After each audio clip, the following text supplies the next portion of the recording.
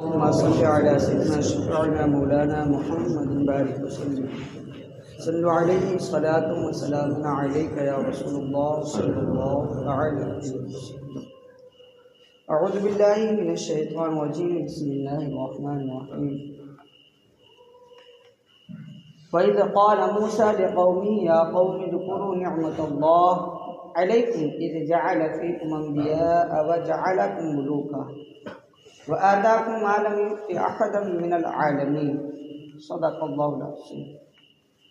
اللہ رب العزت جل مجدہ الکریم نے کلام مجید الفرقان حمید کی سورہ مائدہ آیت نمبر 20 میں ارشاد فرمایا وَإِذْ قَالَ مُوسَىٰ لِقَوْمِهِ يَا قَوْمِ اذْكُرُوا نِعْمَةَ اللَّهِ عَلَيْكُمْ، اور جب موسیٰ نے کہا اپنی قوم سے اے میری قوم، اللہ کا احسان اپنے اوپر یاد کرو کہ تم میں سے پیغمبر کی اور تمہیں بادشاہ کیا، وَجَعَلَكُمْ مُلُوكًا، اور تمہیں بادشاہ کیا، وَآتَاكُمْ مَا لَمْ يُؤْتِ أَحَدًا مِّنَ الْعَالَمِينَ، اور تمہیں وہ دیا جو آج سارے جہان میں کسی کو نہ دیا.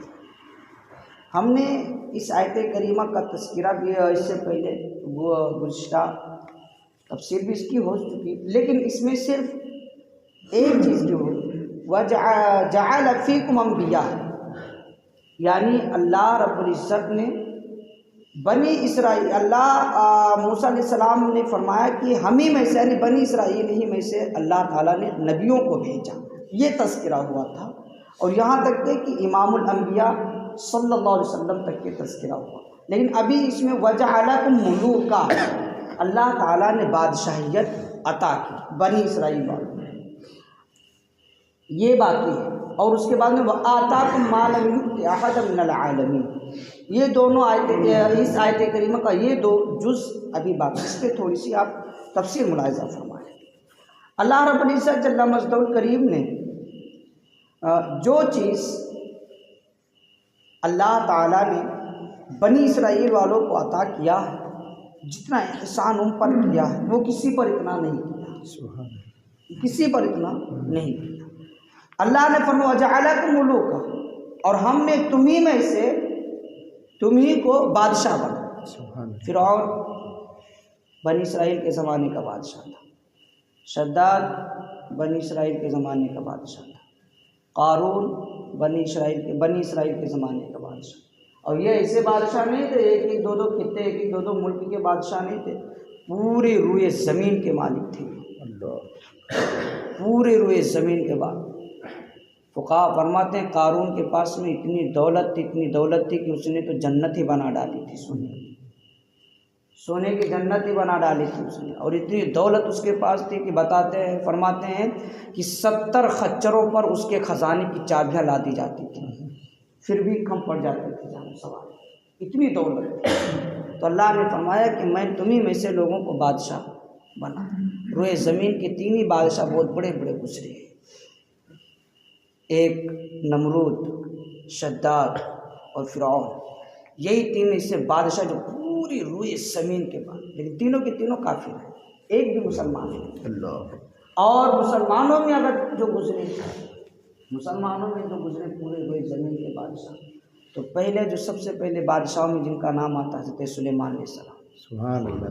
اور ان کی حکومت، یہ جو کافر جو تھے صرف ان کی روئے زمین پر ان کی حکومت ہوتی تھی، لیکن جو حضرت سلیمان علیہ السلام تھے، اللہ تعالیٰ نے سلیمان علیہ السلام کو زمین کے اوپر بھی حکومت تھی، زمین کے اوپر اور ہواؤں میں بھی ان کی حکومت تھی، ہواؤں میں بھی ان کی حکومت ہوتی. دوسرے اس کے بعد میں مصطفیٰ کریم صلی اللہ علیہ وسلم تو ساری کائنات کے مالک ہیں، سبحان اللہ.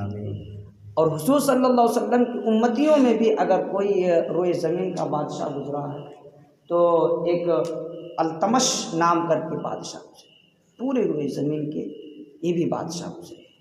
تو اس طریقے سے بہت بڑے بڑے بادشاہ گزرے. اللہ رب العزت نے فرمایا اقتدار ملنے پر اللہ تعالیٰ کا شکر ادا کرنا چاہیے. بہترین طریقہ سب سے یہی ہے کہ اقتدار، یہ جو ہم نے نام گنائے نا، فرعون ہے، شداد ہے اور نمرود جو ہم نے نام گنائے، قارون، ان کو اقتدار ملا لیکن یہ گھمنڈ میں آئے، بھول گئے خدا کو. فرعون کو ملا تو خود ہی کہنے لگا میں بادل کا میں خدا ہوں. لوگوں سے جیسے آج ہوتا ہے کوئی کسی کو کرسی مل جائے تو پھر اب تو امام صاحب سے مصافحہ کبھی نہیں کرنا، غریب سے تو ملنا ہی نہیں، کبھی غریب کو اپنے دسترخوان پر بلانا ہی نہیں کہ تو اب تو میں بڑا ہو گیا ہیں.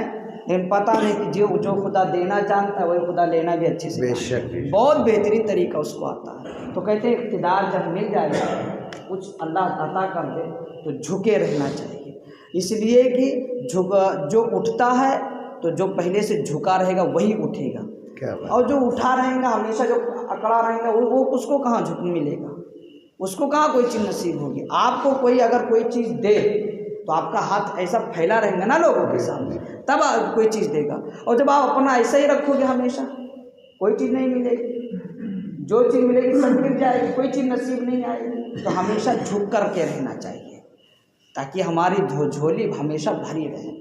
تو کہتے ہیں کہ اقتدار ملنے پر اللہ تعالیٰ کا شکر ادا کرنے کا بہترین طریقہ یہ کہ اس آیت میں بیان کی گئی کہ دوسری نعمت سے معلوم ہوا کہ حکومت و سلطنت اور اقتدار بھی اللہ کی نعمت ہے اور اس کا بھی شکر ادا کرنا چاہیے.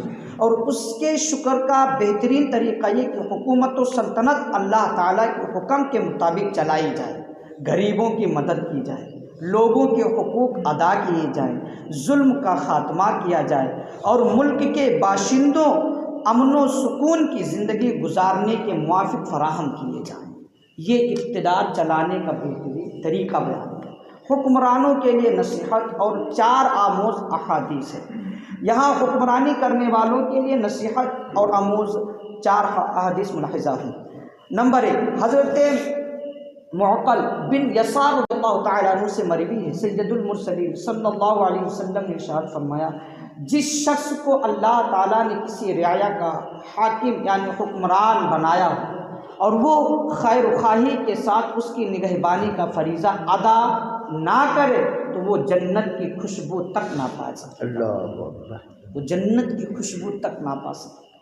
دوسری حضرت معقل بن یسار رضی اللہ تعالیٰ عنہ سے مروی تاجدار رسالت صلی اللہ تعالیٰ علیہ وسلم نے ارشاد فرمایا مسلمانوں کو جس والی کی رعایا بنایا جائے پھر وہ والی ایسی حالت میں مرے کہ اس نے مسلمانوں کے حقوق غصب کیے ہوں تو اللہ تعالیٰ اس پر جنت حرام فرما دیتا ہے، جنت حرام فرما. اور یہ دونوں جو حدیثیں ہیں یہ بخاری کتاب الاحکام کی دونوں حدیثیں ہیں، دونوں کے دونوں. اب تیسری حدیث نبی پاک حضرت عائشہ صدیقہ رضی اللہ تعالیٰ عنہ فرماتی میں نے حضور اقدس صلی اللہ علیہ وسلم کو یہ دعا فرماتے ہوئے سنا اے اللہ عز و جل میری امت کا جو شخص بھی کسی پر والی اور حاکم ہو وہ ان پر سختی کرے تو تو بھی اس پر سختی کر اور اگر وہ ان پر نرمی کرے تو تو بھی ان پر نرمی کر.